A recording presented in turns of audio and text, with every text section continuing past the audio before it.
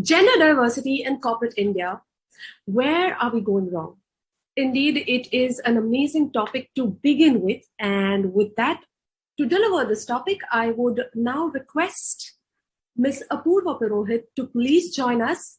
Ladies and gentlemen, she is the president of Jagran Prakashan Limited, one of India's largest multimedia conglomerates. She currently leads multiple companies across print, radio, digital, and outdoor in the group. In her tenure at Jagran, she has pivoted the group from a deep-rooted reliance on its traditional print businesses to a focus on a new age emerging businesses and has increased both the scale and profitability of the business's manifold. The more I speak, the lesser it is. So, ladies and gentlemen, presenting Ms. Apurva Purohit. Thank you, Ankita. We all know that despite the best efforts of policymakers, corporate leaders such as yourselves, organizations, industries, and governments, the gender diversity needle has not moved significantly in the past couple of decades.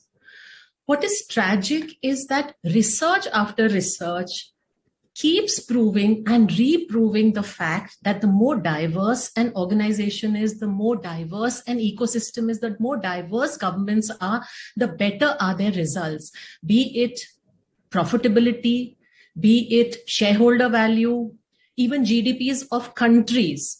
It is said that India's GDP will improve by 27% if women work to their full potential.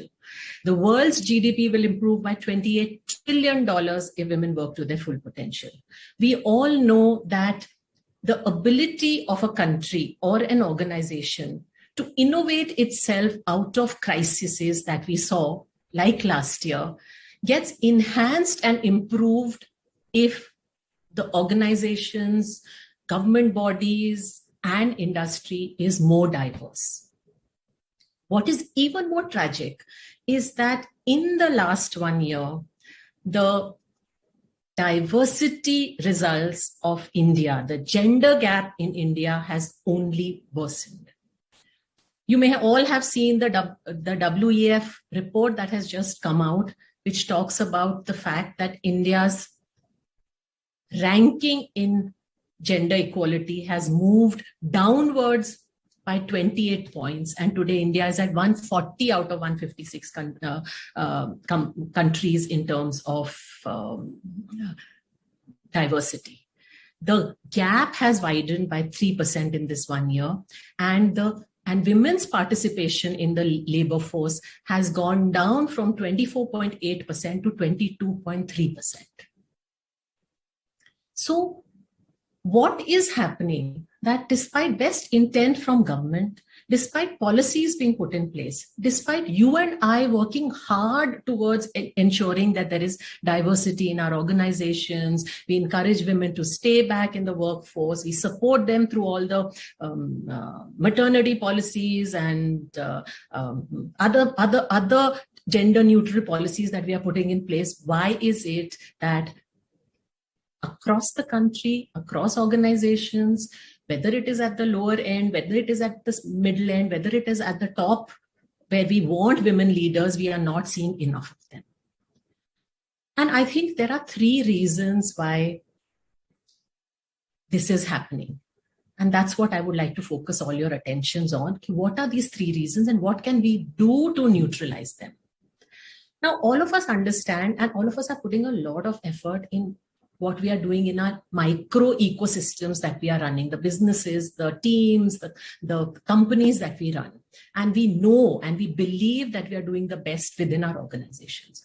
But the fact is that for whatever support we are able to show our women inside of an organization, the reality is that she has to deal with a larger social ecosystem, and that social ecosystem, the social modes that she operates in, the social attitudes that she has to deal with are pulling her in the opposite direction. Repeatedly, working women are made to feel guilty about the fact that they are working. Repeatedly, working women are told that, if you're educated, spend that time with your children teaching them. If you are wanting to work, actually you are being selfish.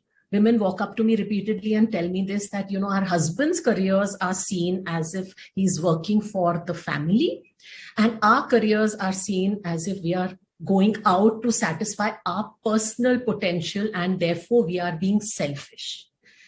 So this false binary that we are pressurizing our women with, that it's either your career or your family life, and you can't manage successfully both, are reasons why more and more women, despite organizations wanting them to stay back, are getting guilted into leaving their jobs and becoming the primary nurturer and caregiver at home.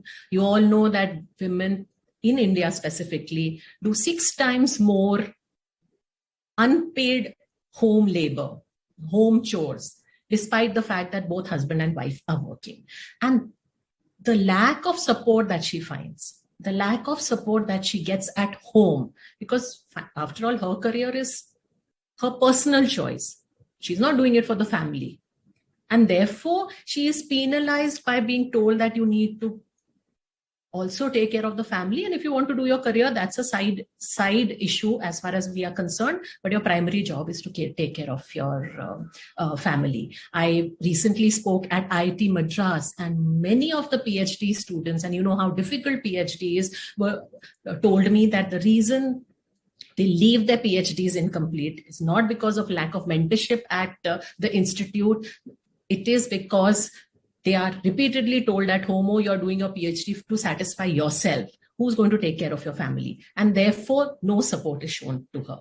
Unless these social mores and these social attitudes change, whatever we do in our organizations and within the industry is going to be too minuscule to move the needle. The second reason why women are dropping out from working is the fact that because society is constantly telling them that it's either or, and you can't do both, we end up minimizing our daughters and sisters. The way we bring them up is very different from the way we bring up our sons and brothers. To our sons and brothers, the message is constantly about you can achieve anything, you can rule the world, you are capable of anything. Whereas the messaging to our daughters and sisters is very different. We constantly be told, you can't do this, you can't do this, you can't do science, you can't do maths, you won't be able to run fast, you won't be able to drive, you won't be able to balance work and home, you won't be able to navigate the tough corridors of corporate India. And because we are constantly telling them what they can't do, we are increasing their lack of confidence, increasing the tentativeness that women inherently are born with.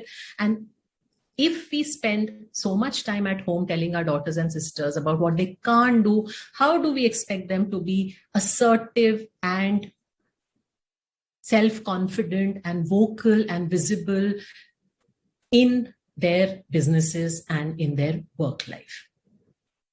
This lack of confidence that we are instilling in our daughters has huge ramifications where women themselves don't put themselves out to ask for the next job, the promotion, the raise, because the imposter that is sitting inside them is telling them that, no, you don't deserve it. You don't deserve a promotion. You don't deserve a raise. You won't be able to do that tough job. And the demeanor of tentativeness that they exhibit results in business managers feeling that our women are not capable enough. Which brings me to my third and last point, which is that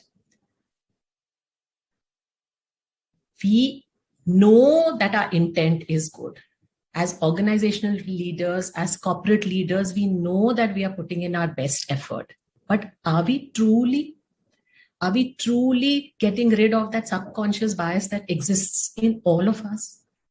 So I call this the patriarchal bias, which is again stymieing the growth of our women. And this bias is when we want them to work, but in our desire to protect them, in our desire to ensure that we have enough diversity and women don't leave, we end up giving them the soft jobs.